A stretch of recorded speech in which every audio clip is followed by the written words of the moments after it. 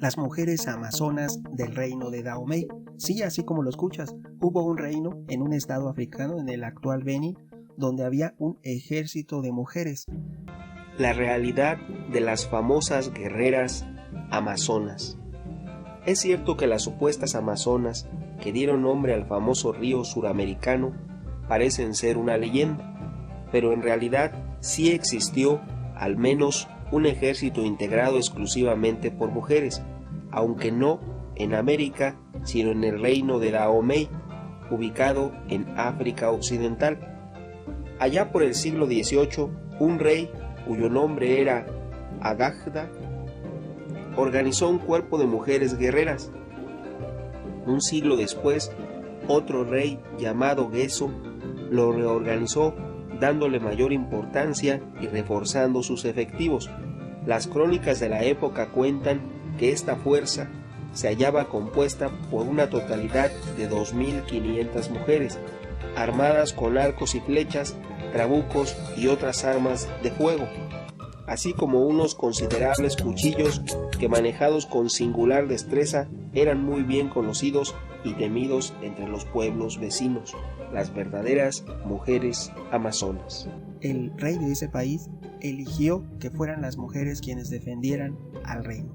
El reino de Dahomey se fundó en la primera mitad del siglo XVII y estuvo originalmente sometido al reino de Ayada, de quien logró independizarse ya en 1715.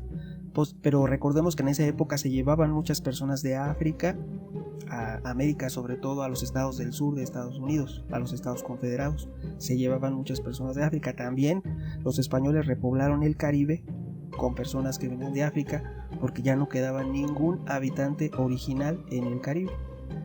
En realidad también ocurrieron múltiples situaciones, pero será objeto de otros videos.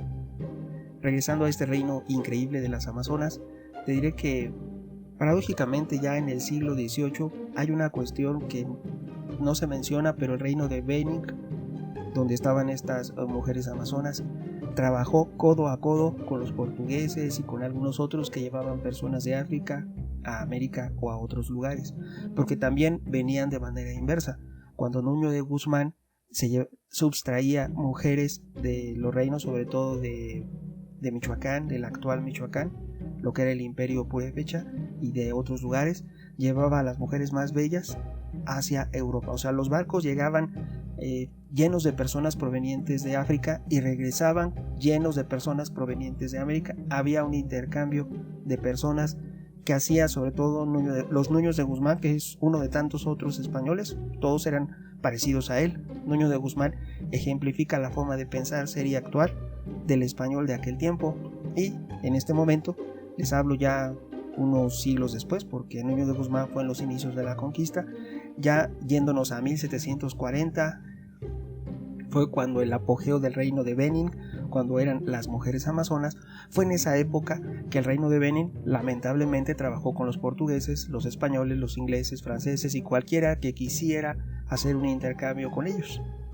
Por lo tanto, te diré que lamentablemente en el caso del reino de Dahomey se estima que en el curso de 20 años, de 1813 a 1833, se llevaron de África a América 170,000 personas, y algunas personas incluso aseveran que pudieron haber sido más personas, que al menos fueron 200,000 personas.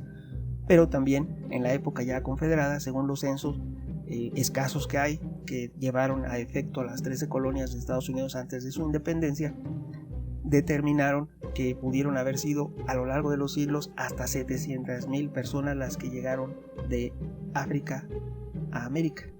Aunque te diré que en el reino de Benin, donde estaban las Amazonas, la capital, Abomey, no pasaba de 30,000 personas, 30,000 habitantes, y su ejército regular se componía de 12,000 guerreros. Esto es, todos los varones y todas las mujeres en determinada edad servían al ejército del reino de Benin, de la capital Abomey, del reino de Dahomey en el actual Benin. De este ejército, 5,000 eran las amazonas. Prácticamente todas las mujeres entre determinada edad eran las amazonas y miembros de ese imponente ejército. Y en caso de guerra se duplicaban, además de estar acompañadas por un gran séquito de un total de unas 50,000 personas entre guerreros y los que marchaban junto con ellas y ellos a la batalla en caso de una guerra.